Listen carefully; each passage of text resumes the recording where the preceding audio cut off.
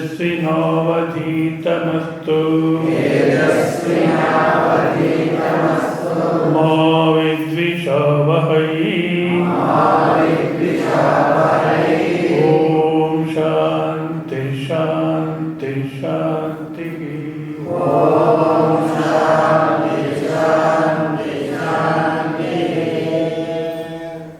శ్రవణమే నిజమైన సాధన. కానీ మీరు ఎంత సీరియస్గా తీసుకుంటున్నారో తెలియదు. చంద్రమౌళి గారు అన్నారు వాళ్ళు చెప్తే బాధపడతారని. నిజమే, కానీ బాధపడితే లాభం లేదు. చెప్పినందుకు కోపపడకండి జనులారా, మీరు చెప్పినందుకు కోపపడకండి. బాగా ఇట్లా కూర్చొని హాయిగా నిద్రపోతున్నారు. ఎవరెవరైనా నేను చూపెట్టగలను కావాలంటే. ఏం లాభం చెప్పండి? వచ్చినామో ఏ పుణ్యమో. శ్రవణ కాలంలోనే అంతా అయిపోతుంది, మళ్ళీ చేయాల్సింది ఏం లేదంటారు. కానీ హాయిగా నిద్రపోతుంటే లాభం లేదు. కొంచెం ఇంట్లో కూర్చొనేది, ఇట్లా కూర్చొనేది మానుకోండి, నేరుగా కూర్చోండి. అప్పుడు నిద్ర రాదు. చెప్పేవాళ్ళు చెప్పేస్తారు బాబు, మీకేం చేస్తారు? సీరియస్నెస్ ఉండాలి. ఎట్లా ఒక ఆపరేషన్ థియేటర్లో పోతే వార్డ్ బాయ్ ఏం చెప్పినా వింటాము, డాక్టర్ ఏం చెప్పినా వింటాము, అవునా కదా? అలర్ట్గా ఉంటాం. అంతకన్నా ఎక్కువ అలర్ట్కి రావాలి. అప్పుడే బోధపడుతుంది, కానీ లేకపోతే బోధపడదు. కనుక జాగ్రత్తగా వినండి. ఫస్ట్ శ్రవణానికి అధికారం రావాలంటే పరీక్షలో కాన్ కర్మచిత్తా నిర్వేదమాయాత్ బ్రాహ్మణం నాస్త్యకృత కృతేన తద్విజ్ఞానార్థం గురువేమగచ్చే శ్రోత్రం బ్రహ్మనిష్టం. చేసి పొందేది ఏదైనా అది అనిత్యం, అశాశ్వతం, అది లాభం లేదు. నిర్వేదమాయ నాస్త్యకృత కృతేన. ఆ వైరాగ్యం వచ్చింటే అప్పుడు శ్రవణానికి అధికారి. నిజంగా ఆ వైరాగ్యం ఉంటే నిద్ర రాదు, మనకు మరొక చోటుకి పోదు. మనకు ఆ వైరాగ్యం రావడం లేదు. ఎందుకు రావడం లేదంటే మన జీవితాన్ని మనం పరీక్ష చేసుకోలేదు. ఆనందానికి ఎంత ప్రయత్నం చేసినాం, ఇప్పుడు ఏమైంది, ఎవరితో ఎంత ఆనందం వచ్చింది, ఈ దేంతో ఎంత ఆనందం వచ్చింది అనే దాన్ని మనం బాగా పరీక్ష చేసుకుంటే అప్పుడు మనకు శ్రవణానికి అధికారం వస్తుంది. శ్రద్ధ ఉండాలి, ఏకాగ్రత ఉండాలి, మనసులో అనే విషయ చింతన ఉండకూడదు. వక్త ఆయన మాటలు తప్పితే లోపల ఇంకేమి పోకూడదు. ఇప్పుడు తర్వాత అహంకారము, నేను ఫలానా అనేది ఏమి నిశ్చయం చేసుకున్నావు దాన్ని అసలు పక్కన పెట్టిండాలి. ఏ అనుభవంతో చెప్పుకొని పోతుంటారో, ఇంది అనుభవం కాదు, మరో అనుభవం కాదు, మరొక అనుభవాన్ని ఏది చెప్పుకొని పోతుంటో ఆ అనుభవంతోనే వినాలి. మనం వింటే శ్రవణ కాలంలో సరిపోతుంది. కనుక వైరాగ్యం అనేది ఫస్ట్ ఉండాలి అంటారు. శ్రవణమే సాక్షాదేవచ కారణత్వాత్ శ్రవణ మనన నిధిధ్యాసనం. అంటే సాక్షాత్ కారణం అంటే శ్రవణం చేసిన తర్వాత మళ్ళీ ఇంకేం చేయాల్సిన అవసరం లేదు. ఒకవేళ శ్రవణం మనకు బోధ పడలేదంటే మళ్ళీ మనన విచారం చేయాలి. తర్కంతో, శ్రోత తర్కంతో విచారం చేయాలని చూసినాం. అది మనకు అర్థం కావాలంటే మళ్ళీ నిధిధ్యాసన చేయాలి.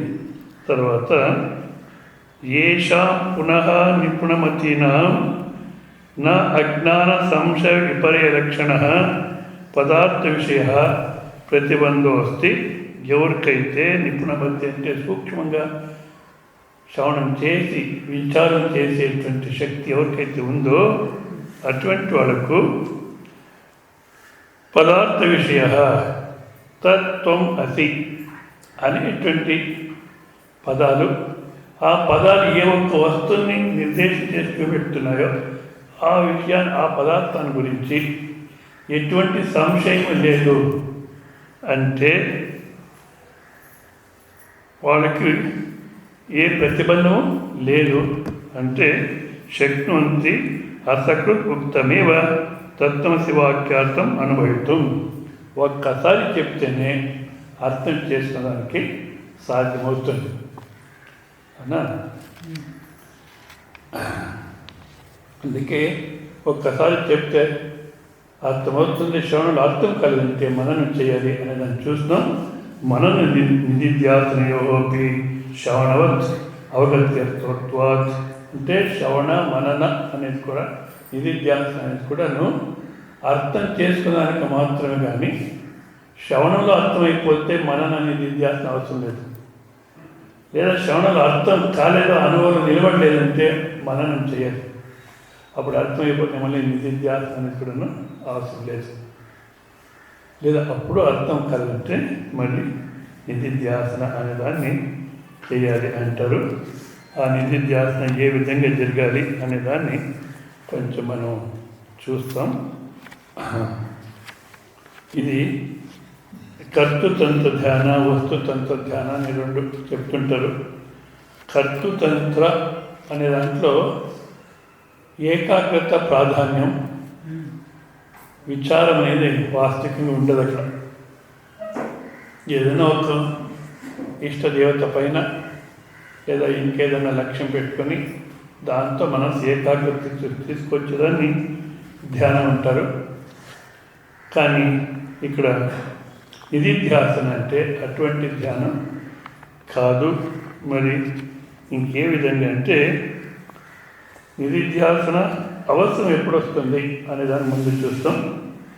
ಸ್ವರೂಪನಿಷ್ಠೆ ಎಂದರೆ ನಾನೆಂಬ ಅನಿಸುವಿಕೆ ಮೊದಲುಗೊಂಡು ಸಮಗ್ರ ಪ್ರಪಂಚವು ಅಂತಃಕರಣ ಇಂದ್ರಿಯಗಳ ದೃಷ್ಟಿಯಿಂದ ತೋರುತ್ತಿದ್ದರೂ ಅದೆಲ್ಲವನ್ನು ಆತ್ಮವ್ಯಾಪ್ತವಾಗಿ ಕಂಡು ದೃಶ್ಯವನ್ನೆಲ್ಲ ಬಾಧಿಸಿ ತೋರಿದರು ನಿಜವಾಗಿ ನಿಶ್ಚಯಿಸಿ ಗಾಢ ನಿದ್ರೆಯಲ್ಲಿರುವಂತೆ ಈಗಲೂ ನಿರ್ವಿಶೇಷ ಚಿನ್ಮಾತ್ರನಾಗಿ ನಿಂತಿರುವುದನ್ನು సహజವಾಗಿ అంతఃకరణದಲ್ಲಿ అప్రయత్నವಾಗಿ తోరుతిరಬೇಕು. అంటే మనకు జ్ఞానం కలిగిందంటే నిద్రలో ఏ విధంగా మనం ఉన్నామో హాయిగా, ఆనందంగా, నెమ్మదిగా, వ్యవహారంలో ఉన్నప్పుడు కూడా మనకు అటువంటి అనుభవమే ఉండాలి, అదే స్థితిలో ఉండాలి. అట్లా ఉండేదానికి సాధ్యం శ్రవణంలోనే అర్థమైన సాధ్యం, లేదా మనంలో అర్థమైన సాధ్యం. లేకపోతే అట్లా శ్రవణ మనం చేసి ఉండలేకపోయినామన్నప్పుడు నిధిధ్యాసన అనేది అవసరం వస్తుంది. అంటే ఇప్పుడు ఆ నిధిధ్యాసన అనేదాన్ని మనం ఈ విధంగా చేయాలి. అంటే ఎట్లా మనం నామజపానికి కూర్చుంటున్నామో ఏకాగ్రతకు అదేవిధంగా కూర్చోవాలి ఒక ఏకాంతంలో. మళ్ళీ గురువు ఏం చెప్పినాడో దాన్ని మనసు తెచ్చుకొని మనము ఆ వస్తుస్థితి చూసుకుంటూ పోవాలి లోపలికి. ఏకాంతంలో కూర్చొని ధ్యానానికి ఎట్లా కూర్చుంటాం అట్లా కూర్చొని మనకు ಹೊರಗಿನ విషయాలు అంటే శబ్ద స్పర్శ రూప రసగంధ అనేటువంటి విషయాలు స్వతంత్రంగా లేవు. ఇంద్రియాలతోనే ఉంది అని అనిపించుకుంటున్నాయి, కానీ ఇంద్రియాలు లేకుండా స్వతంత్రంగా లేదు. ఇంద్రియాలతోనే ఉంది అని కనుక్కుంటున్నాం. అంటే శబ్ద స్పర్శ రూప రసగంధ అనేటువంటి జగత్ అంటే ఐదే: శబ్దము, స్పర్శము, రూపము, రసము, గంధం. ఈ ఐదు ఇంద్రియాలతోనే ఉన్నాయి అని అనిపించుకుంటున్నాయి. స్వతంత్రమైనటువంటి ఉనికి సిద్ధం కాదు. కనుక ఇంద్రియాత్మకం జగత్, ప్రపంచం అంటే ఇంద్రియమే అని.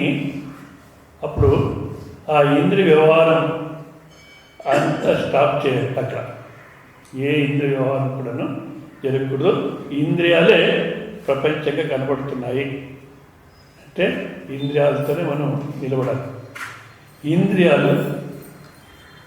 ఇంద్రియాలు విషయాన్ని వ్యాపించుకొని ఉన్నాయి. ఇంద్రియాలు విషయాన్ని వ్యాపించుకొని ఉన్నాయి. అంటే ఇంద్రియ అనేది ఆత్మ, అది అనాత్మ. అట్లా తీసుకోవాలి. తర్వాత ఇంద్రియాలు అక్కడ కూర్చొని విచారం చేయాలి. అంటే ఇది ధ్యాసంలో విచారం ప్రాధాన్యం, ఏకాగ్రత సహాయం. సో ఇక్కడ ఇంద్రియాలు స్వతంత్రంగా పనిచేస్తాయా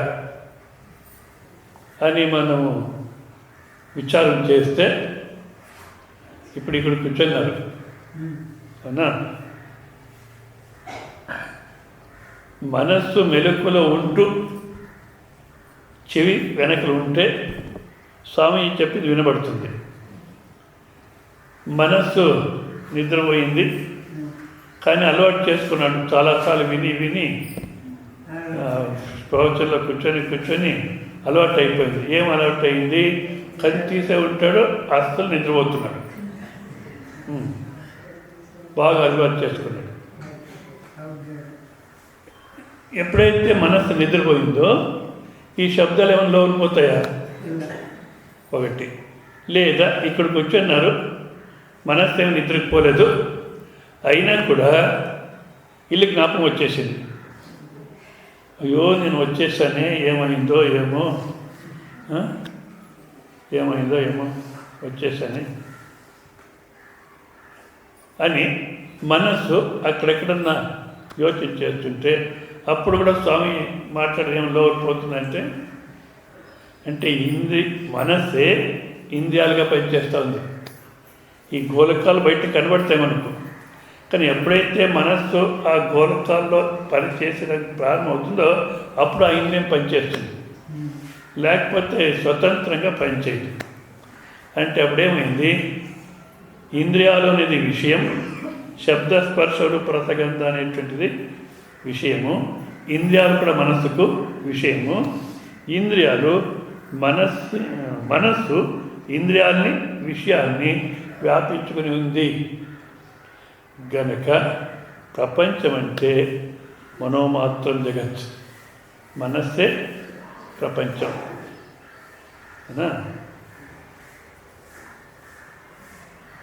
అక్కడ ఇంకా సంకల్ప వికల్పాలు, అక్కడ మనస్సు అంటే సంకల్ప వికల్పాలు. సంకల్ప వికల్పాలు లేకుంటే వ్యవహారం జరగదు, నిశ్చయానికి వస్తేనే వ్యవహారం జరిగేది. అవునా? నిశ్చయానికి వస్తేనే వ్యవహారం జరిగేది. కనుక నిశ్చయం అంటేనే బుద్ధి, బుద్ధ్యాత్మకం జగత్. బుద్ధి అది మనస్సుని, ఇంద్రియాల్ని, బయట విషయాల్ని మొత్తం అంతా వ్యాపించుకొని ఉంది. ఏది? బుద్ధి. ఆ బుద్ధితో నిశ్చయం జరిగితేనే వ్యవహారం జరిగేది, నిశ్చయం లేకుండా పోతే వ్యవహారమే జరగదు. కనుక మొత్తం ప్రపంచమంతా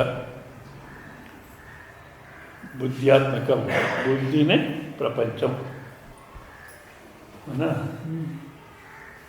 ఆ బుద్ధి అనేది కూడాను స్వతంత్రంగా పనిచేస్తుందా అంటే లేదు. మరేమి నా బుద్ధి, ఇక్కడ మధ్యలో హిరణ్య గర్భాన్ని తీసుకుంటారు, అది మనకు అర్థమయ్యేది కష్టం. నేను అనేటువంటి బుద్ధికి, నేను అనేటువంటి అహంకారం లేదా జీవత్వం, ప్రమాదం ఏదని చెప్పండి, ఆ నేను అనేది బుద్ధి, మనస్సు, ఇంద్రియాలు, బయట ప్రపంచం, బయట శబ్ద స్పర్శ రూప రసగంధం మొత్తం అంతా వ్యాపించుకుని ఉంది. కనుక నేను ఫలానా అనేది ఆత్మ, మిగతాదంతా అనాత్మ. అట్లా నిశ్చయం కావాలి. అక్కడ ఏకాంతంలో కూర్చొని అట్లా నిశ్చయం చేయాలి. తర్వాత ఆ నేను అనేది కూడాను ఎట్లా మారుతుంది? ఒక్కొక్కరితో వ్యవహారం చేసినప్పుడు బాహ్య ప్రపంచంలో ఒక్కొక్కరితో వ్యవహారం చేసే మీద కూడాను ఆ దృష్టితో మారిపోతుంది. భర్తతో వ్యవహారం చేయాలంటే భార్య, పిల్లలతో వ్యవహారం చేయాలంటే తల్లి, మళ్ళీ అత్తతో జగడాలు వేసే సమయంలో కోడలు, అదేవిధంగా మగవాళ్ళు కూడా అన్నా 24 hours డ్యూటీ అంటారు. డిప్యూటీ కమిషనర్ ఆఫ్ పోలీస్ 24 గంటల డ్యూటీ. కానీ ఇంటికి వస్తే ఎవరు కమిషనరు మారిపోతుంది. ఒక్కొక్కటి వ్యవహారం చేసినప్పుడు కూడా మారిపోతుంది. మళ్ళీ ఇంద్రియాలు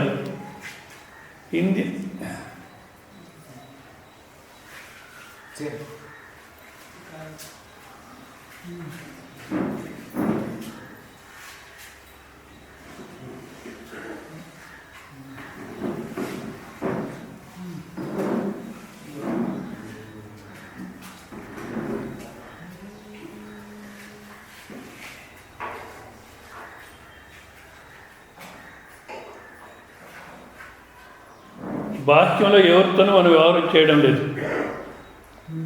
మన శరీరంతో తాదాత్మ్యం చెంది వ్యవహారం చేస్తున్నాం అనుకోండి. కంటితో తాదాత్మ్యం చెందినప్పుడు ఎవరు చూసేవాడు, చెవితో తాదాత్మ్యం చెందితే వినేవాడు. ఒక్కొక్క ఇంద్రియాలతో తాదాత్మ్యం చెందినప్పుడు ఈ నేను అనేది అట్లా మారుతుంది. మనస్సుతో తాదాత్మ్యం చెందితే సంకల్పం చేసేవాడు, వికల్పం చేసేవాడు, ఆలోచన చేసేవాడు, ఇట్లా వస్తుంది నేను అనేది. బుద్ధితో తాదాత్మ్యం నిశ్చయం చేసేవాడు. ఇప్పుడు బాహ్య ప్రపంచం లేదు, ఏ ఇంద్రియాల సంబంధం లేదు, మనస్సు లేదు, బుద్ధితోనూ సంబంధం లేదు, ఎవరితోనూ సంబంధం లేనప్పుడు, దేనితోనూ సంబంధం లేకుండా నువ్వుగా ఉన్నప్పుడు నువ్వెవరు అప్పుడు అంటే ఏం చెప్పలేవు. నిజంగా నేను జ్ఞాని, నేను పీఠాధిపతి, నేను ఏదేదో చెప్పుకుంటుంటామే. ఎవరయ్యా నువ్వు? నిజంగా చెప్పాలంటే నాకే తెలియదు ఎవరని. ఎందుకు? నన్ను నేను చూసేదానికి కాదు, నేను చూసేదానికి కాదు. ఏదేదైతే నేను చూస్తున్నా అదంతా నేను కాదు, నన్ను నేను చూసుకునేదానికి కాలే. ఇంకా నువ్వెవరు అంటే ఏం చెప్పాలి? నాకే తెలియదని చెప్పాలి. నిజంగా నేను ఎవరు కాదు. ఏదో మీ ఊరేస్తామని అంటారు. అది ఎందుకు ఆ ప్రశ్నలు తెలీదు. మీ ఊరేది, మీ అమ్మ నాన్న అంటే నేనైతే వృద్ధాప్యంలో అమ్మ నాన్నని వృద్ధాశ్రమానికి పంపించినాను, నువ్వు అది కూడా చేయలేదు అని లోపల అహంకారం. కానీ మా ఊరు ఏదంటే వదలదు మా ఊరు అని వదలగా మిగిలినదా ఊరు. అర్థమైందా? ఆ నేను అనేటువంటిది ఒక విధంగా ఉంటుందంటే ఒక్కొక్క తాదాత్మ్యత ఒక విధంగా వస్తూ ఉంది. ఏ తాదాత్మ్యం లేనప్పుడు తానుగా ఉంటుంది, ఫలానా అనేది లేకుండా. అదే నిజమైన ఆత్మ. మొత్తం బుద్ధి, నేను అనే అహంకారము, బుద్ధి, మనస్సు, ఇంద్రియాలు, బాహ్య ప్రపంచాన్ని అంతా వ్యాపించుకున్నటువంటి స్వరూపం అది. వ్యాపించుకుని ఉంది అన్నప్పుడు ఈ ప్రపంచం ఉంది, ప్రపంచాన్ని వ్యాపించుకుని ఉంది అని కాదు, మొత్తం ప్రపంచమే ఆ స్వరూపమే ప్రపంచంగా కనబడుతుంది. అట్ట మనం అక్కడ నిశ్చయం చేసుకోవాలి. దీన్ని నిధిధ్యాసన అంటారు. స్వామి శ్రవణంలోనూ స్పష్టం అర్థమైంది అంటే ఏమది ముందు శ్రవణంలో అర్థమైంది, సరే మనన నిధిధ్యాసన వద్దు. మననంలో అర్థమైంది, అలా శ్రవణంలో అర్థం కాలేదంటే మననం చేయాలి. మననంలో అర్థమైంది అంటే నిధిధ్యాసన అవసరం లేదు. లేదు మననంలో కాలేదంటే నిధిధ్యాసన చేయాలి, అప్పుడు అర్థమవుతుంది. సరే అర్థమవుతుంది అంటే ఏమి, ఎట్లా, అర్థమైంది అని మనం ఎట్లా అర్థం చేసుకునేది?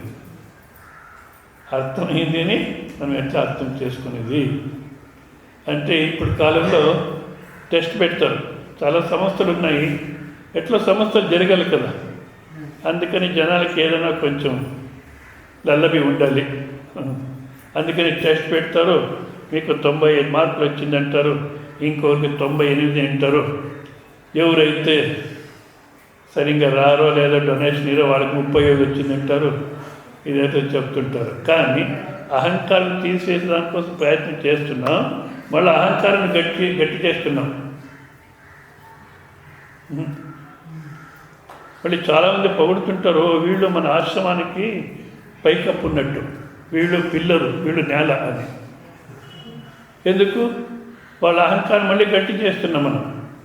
కనుక సర్టిఫికెట్ ఇచ్చేది, టెస్టులు పెట్టేది కాదు. మరి ఎటువంటి పరిస్థితుల్లో అయినా నేను నెమ్మదిగా ఆనందంగా ఉండగలిగానా? అది గృహస్థ జీవితంలో ఉంటే అర్థమైంది. దానికి ఎట్లుండాలంటే, బిజాపూర్ దగ్గర కన్నూర్ అని ఒక ప్లేస్ ఉంది, అక్కడ ఒక ఆశ్రమం కూడా ఉంది. అక్కడ ఒక శైవ సిద్ధాంత స్వామీజీ వచ్చారు. ఆయన చెప్పాడు, ఏదో ఒక బ్రాహ్మణ కుటుంబం, ఆయన ఉదయం 4 నిజంగా జ్ఞాని అయినా ముముక్షు అయినా ఎవరైనా ఈ అధ్యాత్మ సాధన చింతన దాంట్లోనే ఉంటారు. కానీ జ్ఞాని అని మళ్ళీ ఇంకేదో వ్యవహారం చేస్తాను నేను, అర్థం కాలే.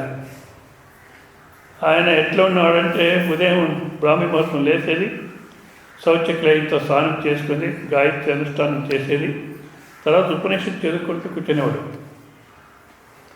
భార్య సమయానుసరిగా టిఫిన్ పెడితే తినేది, ఒకరికి టిఫిన్ పెట్టలేదు అలాగే వెళ్ళిపోయాడు. కోపం చేసుకుని పోయేవాడు కాదు, సమాధానంగా పోయేవాడు ఆఫీస్కి. ఆఫీస్లో ఒక్క పైసా లంచం నుంచి ఏమి లేకుండా, ఒక్క నిమిషం వేస్ట్ చేయకుండా పనిచేసేవాడు. మళ్ళీ ఇంటికి వచ్చే సాయంత్రం అదే స్నానం చేసేది, గాయత్రి అనుష్ఠానం చేసి చదువుకుంటూ కూర్చొని ఉండేది, వాళ్ళు పెట్టినప్పుడు తినేది. ఫస్ట్కు జీతం వస్తే భార్య చేతికి ఇచ్చేసేవాడు. ఆమె ఎట్లనే ఖర్చు పెట్టుకొని అడిగేవాడు కాదు. మీరు అట్లే అనుకుంటారేమో, మా వాళ్ళు ఇట్లుంటే ఎంత బాగుంటుంది, అన్ని దానికి లెక్క అడుగుతుంటారు. ఇంకా వినండి ఆయన కథ. అట్లుండాలి గృహ జీవితంలో, అర్థమైంది. తర్వాత ఒకసారి పిల్లల్ని ఇంజనీరింగ్ చదివిస్తావో మెడికల్ చదివిస్తావో ఏమన్నా చేసుకో, ఎందుకంటే నేను ఒకటి చెప్పేది, వాళ్ళు దానికి విరోధం చేసేది ఇదంతే వద్దు, వాళ్ళు ఏమయ్యేదానికి వచ్చినా అదే అవుతారు అని అట్లా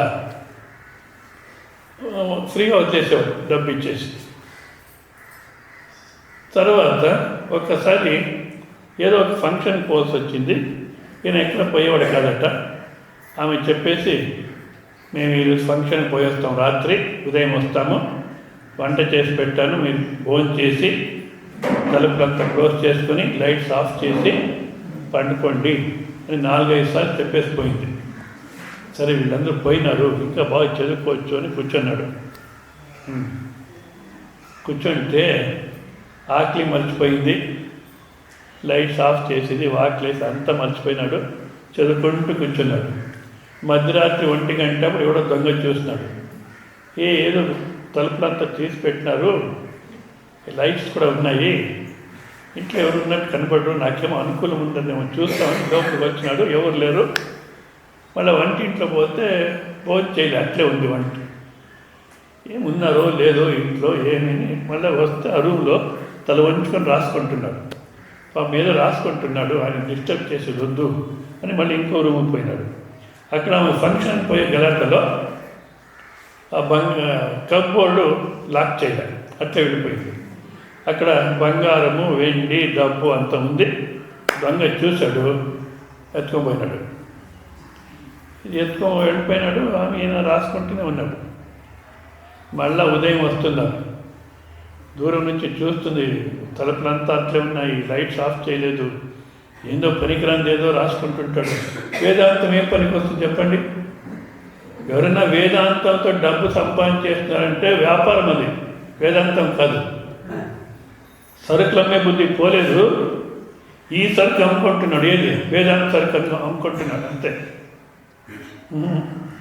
ఆనందంగా ఉండేదాన్ని మాత్రం పనికి వస్తుంది, కానీ ఇంకా దేనికి పనికిరాదు.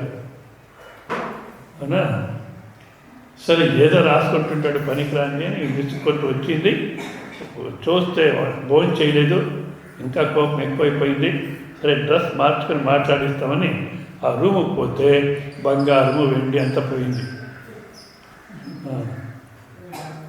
మా వాళ్ళు ఇట్లుంటే బాగుంటుంది అంటారా మీరు ఇప్పుడు? సరే వచ్చింది ఆమె తల వంచుకొని రాసుకుంటున్నాడు. ఏం నీ తల పరకూడదు, ఏం నీ తలకాయ మీరు రాసుకునేది, చూడండి ఏమైందో అని అంటాడు. సమాధానంగా ఉండు, ఏమన్నా కానీ ఏమైందని ముఖ్యం కాదు, నువ్వు సమాధానంగా ఉండు, తర్వాత చూస్తాం ఏమైందో. అది రావాలి మనకు. ఏమన్నా జరిగింది, ఏం జరిగితే ఏమి, బుద్ధిమార్తిలు జరిగే సిద్ధంలో సకలకం. అయ్యా ఇది తెలివి తెచ్చుకో, అన్ని దానికి రెడీగా ఉండు. సిద్ధనిలో సకలకం ఎద్దు కుణియలి కర్మ దైవ నిద్రిస్తుంది. ఏదో నా కర్మ ఇట్లా ఆడిస్తుందంటే కానీ దేవుడు కూడా నిద్రపోతున్నాడు అంటే నిద్రపోని పర్వాలేదు, దైవ నిద్రిస్తుంది. అద్భుతంగా అదిదల్లా మన జీవితంలో మనం అనుకోకుండా ఏదో జరుగుతుంది అనేది అపరూపం కాదు, తప్పకుండా జరుగుతుంది. ఎందుకంటే భవ్యకి హద్దిల్లా, భవిష్యత్తుకు ఇట్లాగే జరగాలి అనేది మనం కండిషన్ పెట్టలేము. భవ్యకి మరి ఏం చేయాలి? తన్నగిరి సాత్వన మంకుతిమ్మ, మనస్సుని సమాధానంగా ఉంచుకో, ఏమన్నా కానీ కోప్పడకు, సమాధానంగా ఉండు అన్నాడు.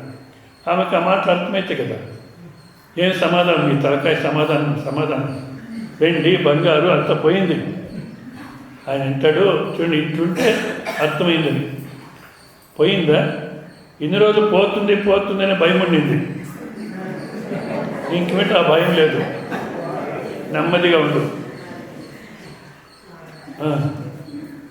ఇన్ని రోజులు పోతుందని భయం ఉండింది, ఇంకా భయం లేదు, నెమ్మదిగా ఉండు.